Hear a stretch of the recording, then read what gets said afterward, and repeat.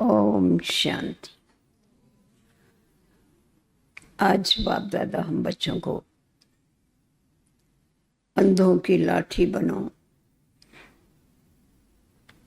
इसकी प्रेरणा दे रहे। ये सारी दुनिया नेत्रहीन है। तीसरा ज्ञान का नेत्र किसी को नहीं है, इसीलिए दर दर ठोकरें खा रहे हैं। इन सभी को ठोकरों से बचाओ। परंतु ये कार्य वही कर सकता है जिसके अंदर रहम और निर्माणता है। अगर रहम होगा तो दुखी आत्माओं के ऊपर तरस पड़ेगा, निर्माणता होगी तो गिरे हुए को उठा सकेगी। वैसे भी हम देखते हैं रास्ते में से चलते अगर कोई गिर जाता है तो उसको उठाने के लिए हमें झुक के हाथ नीचे देना पड़ता है। जब तक झुकेगे नहीं तब तक वो आपका हाथ नहीं पकड़ सकते। तो वैसे ही जो गिरी हुई आत्माएं हैं विकारों में, उनको उठाने के लिए हमें निर्माणता का गुण धारण करना है और उनका उद्धार करना है।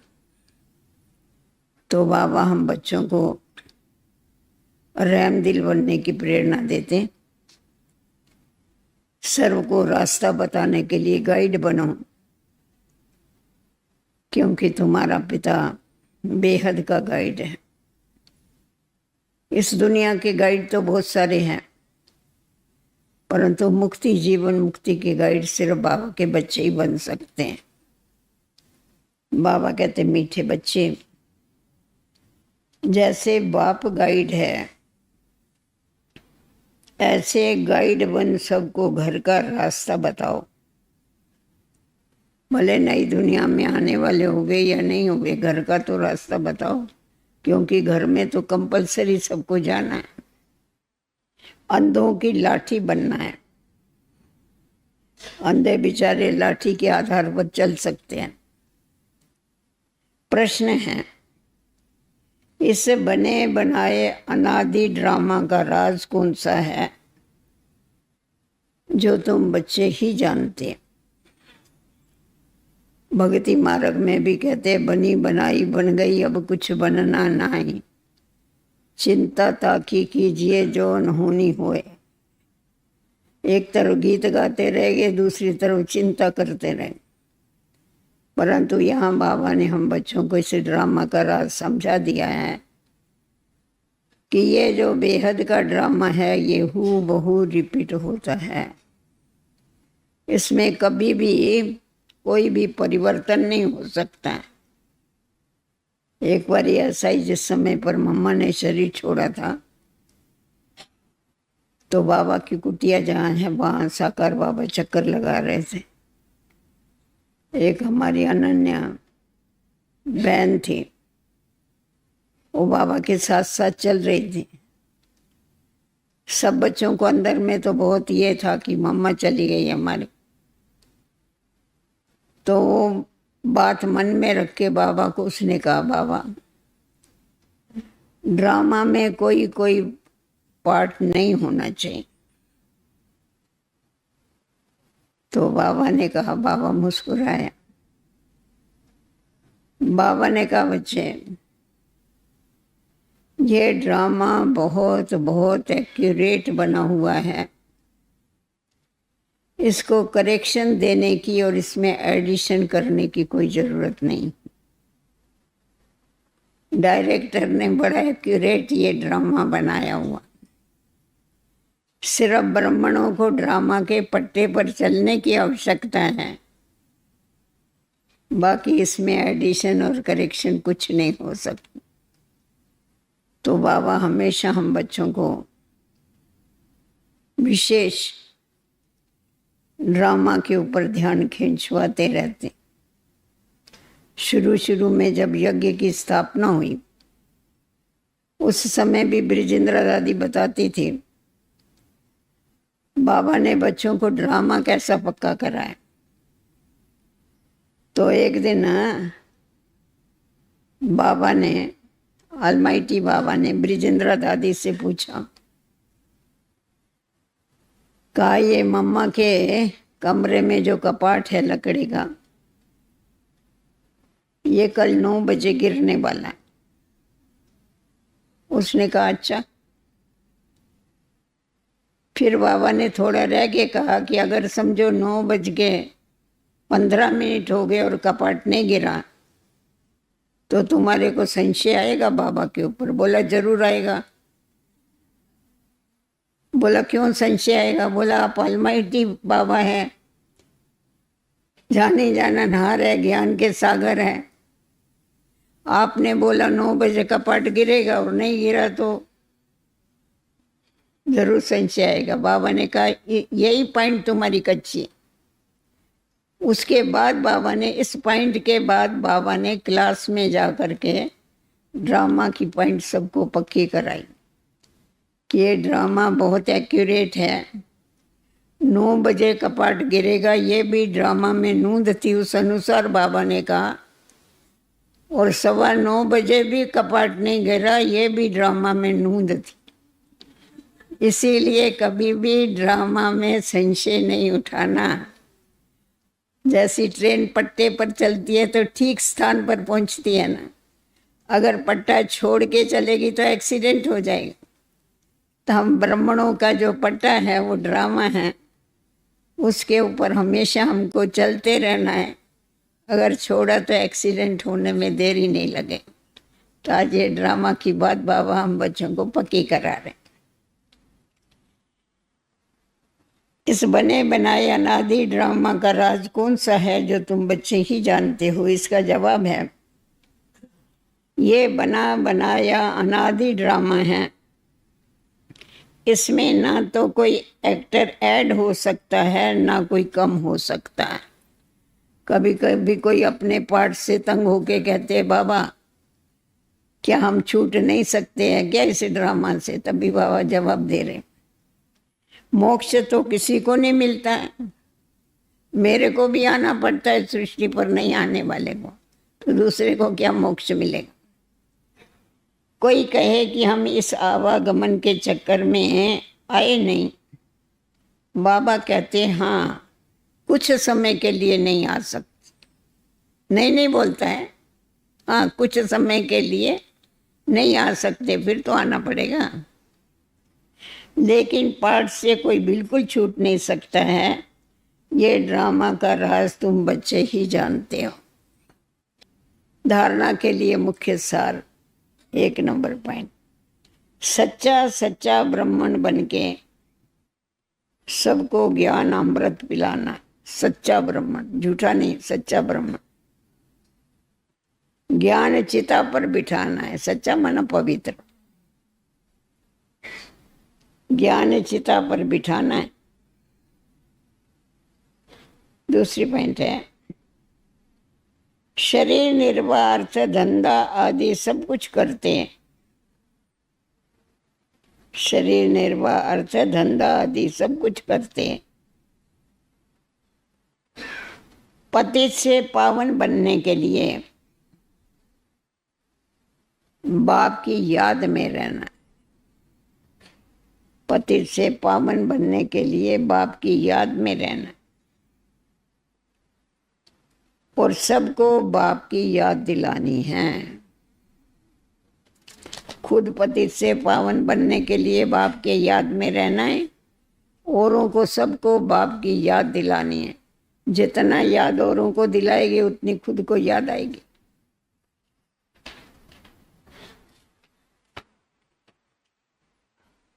वरदान,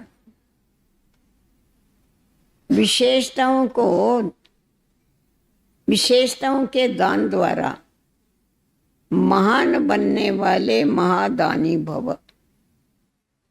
विशेषताओं के दान द्वारा महान बनने वाले महादानी भव।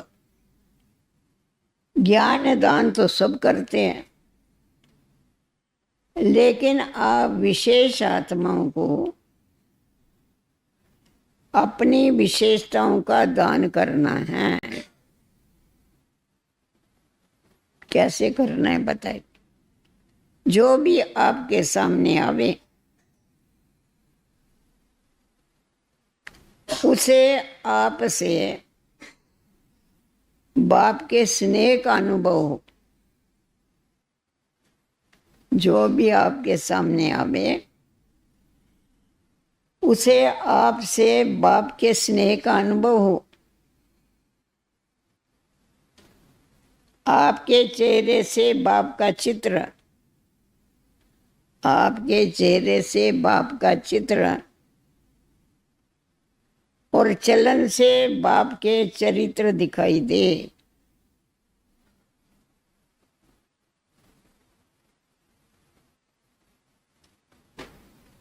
आपकी विशेषताएं देख करके वो विशेष आत्मा बनने की प्रेरणाएं ले।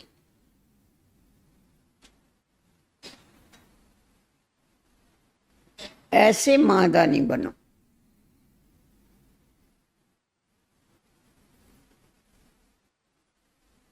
तो आदि से अंत तक पूज्यपन में भी और पुजारीपन में भी महान रहेंगे। पूज्यपन में भी महान रहेंगे, ऊंच पद पाएंगे। जब पुजारी बनेंगे तभी भी महान रहेगी, आपकी पूजा होती रहेगी। हर कर्म की पूजा हो, क्योंकि बाबा की याद में रह के कर्म करते हैं, इसीलिए हर कर्म की पूजा हो। स्लोगन है, सदा आत्माभिमानी रहने वाला ही सबसे बड़ा ज्ञानी है। सदा आत्माभिमानी रहने वाला ही सबसे बड़ा ज्ञानी है। अव्यक्त ईश्वर, कितना माल मिलता है इतना हजम होने पे। जो सदा बाप की याद में लवलीन रहते,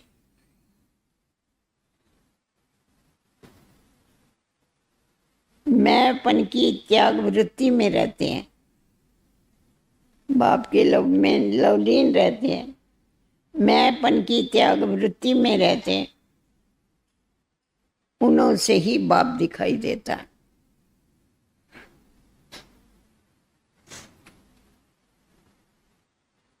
आप बच्चे नॉलेज के आधार से बाप की याद में समा जाते हो। आप बच्चे नॉलेज के आधार से बाप की याद में समा जाते हो।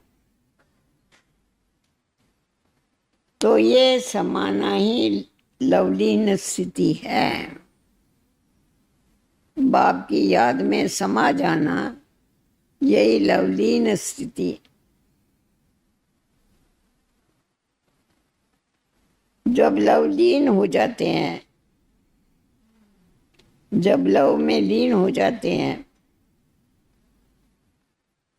अर्थात लगन में मगन हो जाते हैं,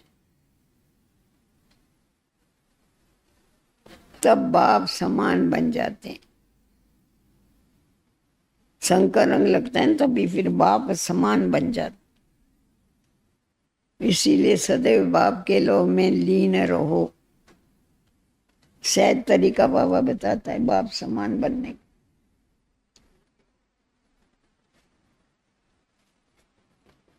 अच्छा, ये दादी की विशेषता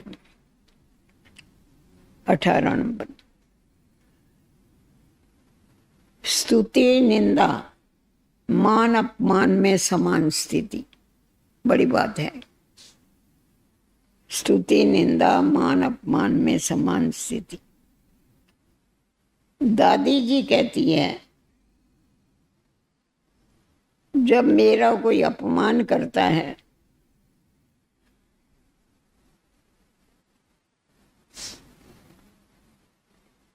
तो मैं रंज नहीं होती हूँ, नाराज नहीं होती।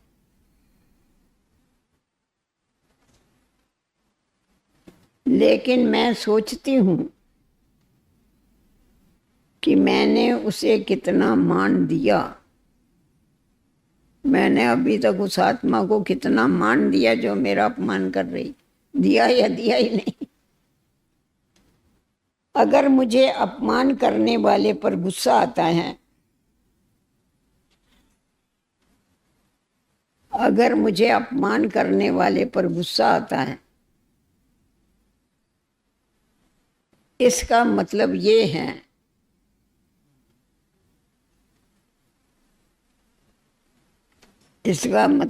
है कि मैं मान की भूखी हूं, प्यासी हूं। मैं मान की भूखी हूं, प्यासी हूं। इसीलिए मैंने स्वीकार कर लिया उसने अपमान किया। परंतु वो अपमान करता है, मैं स्वीकार नहीं करेगी तो उसके पास ही रह जाएगा ना। मुझे तो सबको मान देना है, लेना नहीं है, लेने की इच्छा नहीं रखो। बाबा कहता है मांगने से मरना भला।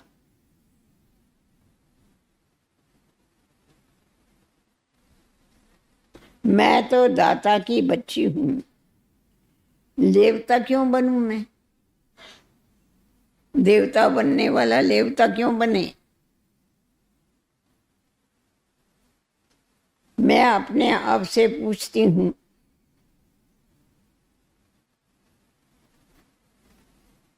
मैं अपने आप से पूछती हूं कि क्या मेरे 10 मंत्री मेरी स्तुति करते हैं? 10 मंत्री माना कर्म इंद्रियां मेरी स्तुति करती है।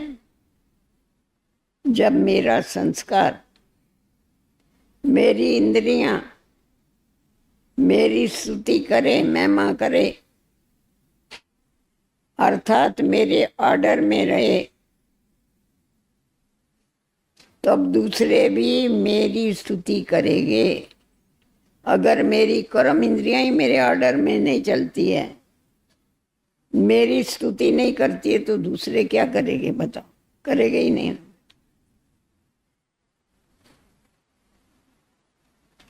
अच्छा, आज का गुण। भय के वातावरण में भी निर्भय रहने वाला माइट हाउस। दो है ना, एक लाइट हाउस है, एक माइट हाउस। माइट हाउस माना दूसरों को माइट देने वाला, शक्ति देने वाला। मैं माइट हाउस हूं। सिर्फ माइट नहीं हूं, हम माइट हाउस। एक जगह पर बैठ के सारे विश्व को माइट देने का काम करते। शक्ति कौन सी? मैं आत्मा माइट हाउस हूं। बाबा से लाइट और माइट लेकर,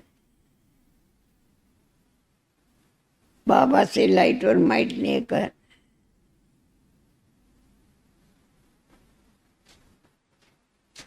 शक्ति संपन्न बनी हूं। बाबा से लाइट और माइट लेके शक्ति संपन्न बनी हूं।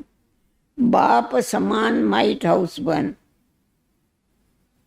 बाप समान लाइट हाउस बन, और माइट की किरणों से